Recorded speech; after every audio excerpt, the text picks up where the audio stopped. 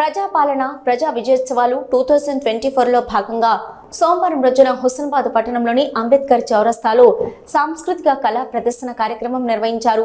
ఈ కార్యక్రమంలో మంత్రి పొన్నం ప్రభాకర్ పాల్గొన్నారు.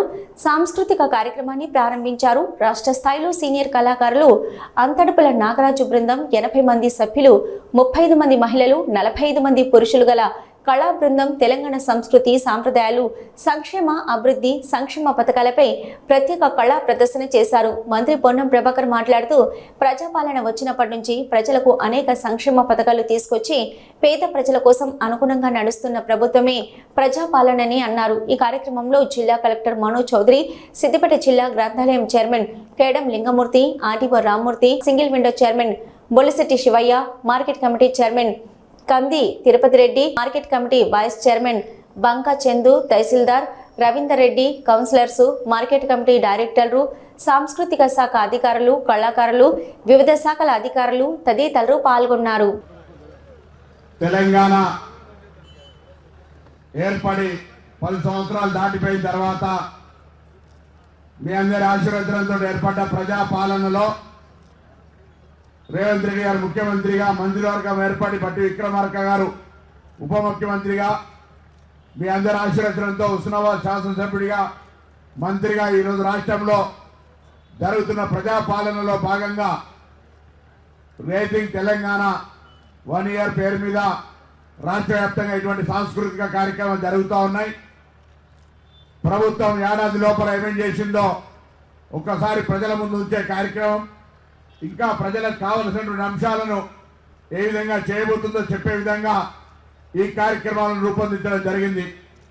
ఈ కార్యక్రమానికి గౌరవ జిల్లా కలెక్టర్ గారు హుస్నాబాద్ మీద ప్రత్యేక శ్రద్ధతోటి మొన్ననే మన ప్రభుత్వ పాఠశాలలో కంప్యూటర్ ట్రైనింగ్ కావచ్చు, రోబోటిక్స్ కావచ్చు, ఇతరత్ర అనేకమైనటువంటి ఒక పిల్లల అవగాహన, సాంకేతిక విప్లవం తీసుకొచ్చే విధంగా హుస్నాబాద్లో ఏర్పడిన గౌరవ కలెక్టర్ గారు కానీ, మన ప్రాంతం నుంచి మాజీ సర్పంచ్గా మీ అందరికీ సుపరిచిత లింగమూర్తి గారు లైబ్రరీ చైర్మన్గా, బొలిశెట్టి శివయ్య గారు సింగిల్ విండో చైర్మన్గా, అదేవిధంగా చిగురుమామిడికి సంబంధించినటువంటి సుందరగిరి తిరుపతి రెడ్డి గారు హుస్నాబాద్ మార్కెట్ కమిటీ చైర్మన్గా ఆదేశాలు వచ్చినాయి. ఇంకా ప్రమాణ స్వీకారం చేయలేదు.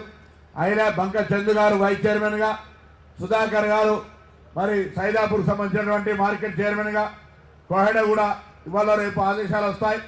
ఎలకతుర్తికి సంబంధించి కూడా ప్రతిపాదనలు జరుగుతూ ఉన్నాయి. ఈ విధంగా వేదిక మీద ఉన్న వీళ్ళు, కౌన్సిలర్లు, మున్సిపల్ కమిషనర్ గారు, ఆర్డీఓ గారు, ఎంఆర్ఓ గారు, మరి ఫ్లోర్ లీడర్ పద్మక్క గారు, కౌన్సిలర్లు అందరికంటే ఈరోజు ఇప్పటిదాకా అనేక సాంస్కృతిక కార్యక్రమాలు నిర్వహించిన వంతర్పుల నాగరాజు గారు, అదేవిధంగా సోదరుడు రఘు గారు, అదే వేదిక మీద ఉన్నటువంటి పెద్దలందరికీ కూడా నమస్కారం. ఇక్కడికి విచ్చేసిన నా అక్క చెల్లెలందరూ కూడా పేరు పేరున హృదయపూర్వకంగా నమస్కారాలు తెలియజేస్తా ఉన్నా. పాటల రూపంలో చూసినారు, నృత్యం రూపంలో చూసినారు, అనేక కార్యక్రమాలు ఏ విధంగా జరుగుతున్నాయో చెప్పినారు. తప్పకుండా ఇది వీడికి మాత్రమే పరిమితం కాదు. ఎన్నికలకు ముందు చెప్పినటువంటి వాగ్దానం ప్రకారంగా, మీ ఇళ్లలో ఇచ్చిన గ్యారంటీ కార్డు ప్రకారంగా ఆ గ్యారంటీ కార్డు అన్నీ కూడా పనులు చేసే విధంగా కార్యాచరణ జరుగుతూ ఉంది. వాటన్నీ కూడా అమలు చేసే బాధ్యత మీ అందరితో ఎంపిక కాబట్టినటువంటి ఈ ప్రభుత్వం అనే మాట ఈ సందర్భంగా మరొకసారి మనం చేస్తూ ఉన్నాం. ఉదాహరణకి ఎలా సన్న వడ్లకు 500 అని చెప్పినాం. మొదటి కొంత వారం 10 రోజులు ఇబ్బంది కలిగినా ఇవాళ మీ అందరికీ తెలుసు, సన్న వడ్లకు 500 రూపాయల చొప్పున వాళ్ళ అకౌంట్ లోపల నేరుగా వచ్చి పడతా ఉన్నాయి. మీ ఎస్ఎంఎస్ వస్తూ ఉంది. అంతేకాదు రుణమాఫీకి సంబంధించి కూడా కన్ఫ్యూజన్ అవసరంలే. మొట్టమొదటిసారి వ్యవసాయ అధికారులు రైతు వేదిక కేంద్రాలుగా ఇప్పటికే 2 లక్షల రూపాయల లోపు రేషన్ కార్డు మొత్తంగా డాక్యుమెంట్ ఉన్నటువంటి వాళ్ళందరి 100% మాఫీ. ఎవరైతే ఫ్యామిలీ గ్రూపింగ్ కావాలనో, కుటుంబం అనే గ్రూప్కు సంబంధించిన వెరిఫికేషన్ చేసినారు, వాళ్లకు సంబంధించి 2 లక్షల రూపాయల లోపు రుణమాఫీ కావాల్సింది. వాళ్ళందరికీ త్వరలోనే రుణమాఫీ ఫేజ్డ్ మేనర్లా అవుతుంది అనేటువంటి మాట ఈ సందర్భంగా మరొకసారి మీ అందరికీ విశ్వాసం ఇస్తా ఉన్నాం. పైన 2 లక్షల పైన ఉన్నటువంటి వాళ్ళకి సంబంధించి కూడా వాస్తవంగా 2 లక్షల లోపలనే అన్నాం. కానీ 2 లక్షల పైన ఉన్నటువంటి వాళ్ళ విజ్ఞప్తి మేరకు 2 లక్షల పైన ఉన్నటువంటి వాళ్ళు వాళ్ళ యొక్క అమౌంట్ను కట్టడానికి, ఎందుకంటే రుణమాఫీ అంటే మళ్ళీ రుణం ఉండకుండా ఉండి వాళ్ళని రుణవిముక్తులు చేయాలి. కాబట్టి మేము ఇచ్చే 2 లక్షలు ఉండగా మళ్ళీ పైన అప్పుంటే దానికి సార్థకత కాదు. కాబట్టి పైన డబ్బును ఒక షెడ్యూల్ ఇస్తాం. ఆ షెడ్యూల్ ప్రకారంగా డబ్బులు కట్టిన తర్వాత వాళ్ళకు కూడా 2 లక్షల రూపాయలు వాళ్ళ ఖాతాలో వేస్తామనే మాట సందర్భంగా మనం చేస్తాం. మీరు చూసినారు 10 ఏళ్లలో మనం పిల్లలు గురుకులాలలో చదివితే చాలా ఇబ్బందికరమైనటువంటి మెనూ ఉండే. వాళ్ళకు కూడా మెస్ ఛార్జీలు 40% హాస్పిటల్ ఛార్జీలు పెంచేయాలా. ఆ పిల్లల యొక్క అవకాశాలను మెరుగుపరిచే ప్రయత్నం చేస్తూ ఉన్నాం. అంతేందుకు మనకు సంబంధించి అనేకమైన కార్యక్రమాలు, ఉదాహరణ ఈ ప్రాంతానికి సంబంధించి పూర్తి చేసుకొని కడతా అని పూర్తి చేయనటువంటి గౌరవేలి ప్రాజెక్టు కాలువలకు 431 కోట్ల రూపాయలు ఇచ్చినాం. స్థల సేకరణ 3 గౌరవ జిల్లా కలెక్టర్తో ఎప్పటికప్పుడు కూడా నిరంతరం పర్యవేక్షణ చేస్తూ ఉన్నాం. దానికి కొన్ని నియమ నిబంధనలు 60 రోజుల నోటీస్ ఇవ్వాలి. ఇటువంటి కార్యక్రమాలు జరుగుతూ ఉన్నాయి. దయచేసి అందరూ కూడా సహకరించి కాలువల తవ్వకం ద్వారా ఈ ప్రాంతం అంతా కూడా ఎత్తైన ప్రాంతం సస్యశ్యామలంగా మారడానికి అవకాశం ఇవ్వమని కోరుతూ ఉన్నాం. దాంతో పాటుగా సస్యశ్యామలం అయిన తర్వాత వాటిని ప్రాసెసింగ్ చేసే ఇండస్ట్రియల్ పార్క్ ఒకటి కావాలని స్థానిక పెద్దల సహకారంతో ఒక పార్కు ప్రతిపాదన చేసినాం. చిన్న చిన్న అవాంతరాలున్నా వారికి కూడా న్యాయ పైసా నష్టం జరగనియమని గౌరవ కలెక్టర్ గారు నేను మరొక్కసారి ఓపెన్ వేదిక ద్వారా కోరుతా ఉన్నాం. దయచేసి వాళ్ళు కూడా ఆ పార్క్ ఏర్పాటుకు సహకరించాలని కోరుతా ఉన్నాం. మిగతా విద్యాపరమైన అనేక అంశాలు, వైద్యపరంగా మొన్ననే 150 పడకల ఆసుపత్రిని త్వరలోనే ఫౌండేషన్ వేసుకోబోతా ఉన్నాం.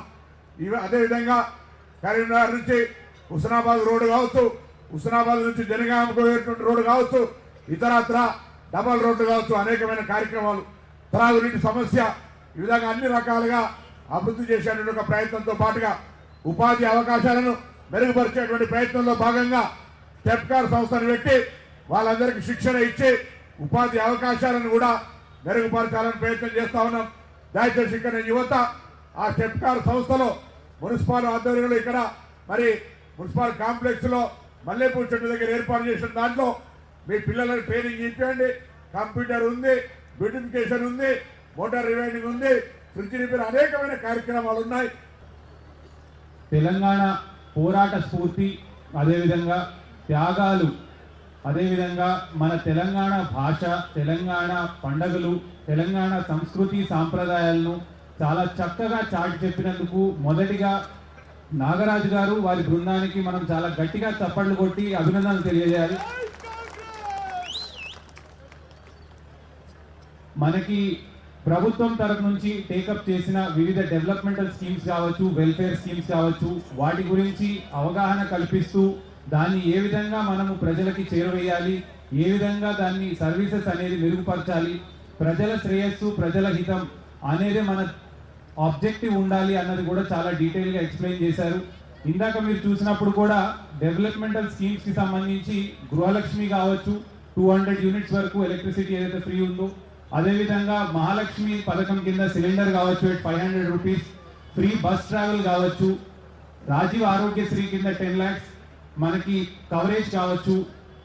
అదేవిధంగా కొన్ని పథకాలు మిస్ అయినవి కూడా నేను కవర్ చేస్తాను. మనము అమ్మ ఆదర్శ పాఠశాల కమిటీస్ కింద కూడా వివిధ స్కూల్స్ టేకప్ చేసి స్కూల్స్లో అన్ని infrastructural facilities and basic amenities ఉండాలి అని అన్ని స్కూల్స్ని కూడా టేకప్ చేసి ఇంప్రూవ్ చేస్తున్నాము. దీంట్లో మనకి గవర్నమెంట్ కావచ్చు, లోకల్ బాడీ స్కూల్స్ కావచ్చు, అదేవిధంగా కేజీబీవీస్ కావచ్చు, మోడల్ స్కూల్స్ కావచ్చు, టేకప్ చేసి ఫెసిలిటీస్ అన్ని కూడా ఇంప్రూవ్ చేస్తున్నాము.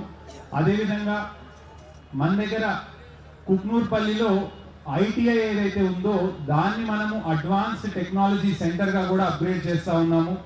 అదేవిధంగా మనకి ఈవెన్ హుస్నాబాద్ ఏరియాలో మీరు చూసుకున్నట్లయితే ఎల్లమ్మ చెరువు బండి డెవలప్మెంట్ కావచ్చు, జంక్షన్స్ డెవలప్మెంట్ కావచ్చు, వివిధ వార్డ్స్లో ఉన్న రోడ్స్ కావచ్చు, డ్రైన్స్ కావచ్చు, అదేవిధంగా మనకి ఇంటిగ్రేటెడ్ రెసిడెన్షియల్ కాంప్లెక్స్ ఏదైతే వస్తుందో స్కూల్ కాంప్లెక్స్ దాన్ని కూడా ఆల్రెడీ ఐడెంటిఫై చేస్తున్నాము. ఇట్లా డిఫరెంట్ డెవలప్మెంటల్ యాక్టివిటీస్ అనేవి డిస్ట్రిక్ట్ వైడ్ కావచ్చు, ఈవెన్ హుస్నాబాద్ ఏరియాలో కావచ్చు, మనం యాక్టివ్గా టేకప్ చేస్తున్నాము. ఆబ్జెక్టివ్ ఒకటే, పబ్లిక్కి ఏ రకంగా మనం సర్వీసెస్ ఇంప్రూవ్ చేయగలుగుతాం, పబ్లిక్కి వెల్ఫేర్ అనేది ఏ విధంగా చేరవేయగలుగుతాము అన్న ఆబ్జెక్టివ్ తోటే గవర్నమెంట్ ముందుకు వెళ్తా ఉంది. ప్రజాపాలనలో భాగంగా కూడా మనకి డిఫరెంట్ స్కీమ్స్కి అప్లై చేసుకోమన్నాము. దాంట్లో కూడా అందరూ ప్రజలు ముందుకు వచ్చి అప్పుడు అప్లై చేసుకున్నారు. ఆ అప్లై చేసుకున్న దాని బేసిస్ మీద స్కీమ్స్ అన్ని కూడా వాళ్ళకి అందే విధంగా కూడా ప్రభుత్వం చూస్తూ ఉంది. దాంట్లో ఏమన్నా మార్పులు చేర్పులు ఉన్నా కూడా ప్రతి మండలంలో మనం ప్రజాపాలన సేవా కేంద్రాలు ఏర్పాటు చేస్తున్నాము. ప్రజలు స్వయంగా వెళ్ళి ఏమన్నా డీటెయిల్స్ కరెక్షన్స్ కావాలన్నా కూడా వాళ్ళు అక్కడ అప్డేట్ చేసుకునే విధంగా కూడా ఎనేబుల్ చేశాము. చివరిగా మనకి ఇప్పుడు నడుస్తున్న సామాజిక ఉపాధి విద్య రాజకీయ మరియు కుల సర్వే ఏదైతే ఉందో దాంట్లో కూడా డిస్ట్రిక్ట్ వైడ్ మనం మొత్తం టీమ్స్ అన్ని ఏర్పాటు చేసుకొని ఇంటింటికి వెళ్ళి ముందు హౌస్ లిస్టింగ్ చేసుకొని ఆ తర్వాత ఎన్యూమరేషన్ ప్రాసెస్ లో డీటెయిల్డ్ గా ఎన్యూమరేటర్ వెళ్ళి సర్వే మొత్తం కూడా కంప్లీట్ చేస్తా ఉన్నారు. దీనికి సంబంధించి కూడా మనకి సర్వే మొత్తం కూడా 3,25,000 కుటుంబాలకు గాను ఆల్మోస్ట్ 3,15,000 వరకు అయిపోయింది. మిగిలిన కొన్ని కుటుంబాలు కూడా డోర్ లాక్ కేసెస్ కావచ్చు, ఇతరత్ర వేరే ఊళ్ళకి వెళ్ళినప్పుడు వాళ్ళకు కూడా ఫోన్ చేసి చెప్తా ఉన్నాము డీటెయిల్స్ అనేది నమోదు చేసుకోమని. ఈ విధంగా మనం మొత్తం కూడా అన్ని డెవలప్మెంటల్ స్కీమ్స్ అంతా కూడా ప్రజాహితం ప్రజా శ్రేయస్సు అదేవిధంగా ప్రజలకు మేలు చేకూర్చాలి అన్న ఉద్దేశంతో ముందుకు వెళ్తా ఉన్నాము. సో ఈ సంబరాలకు విచ్చేసిన అందరికీ కూడా మరి ఒకసారి శుభాకాంక్షలు తెలియజేస్తూ ఈ అవకాశం ఇచ్చినందుకు ధన్యవాదాలు తెలియజేస్తూ ముగిస్తున్నాను. Thank you.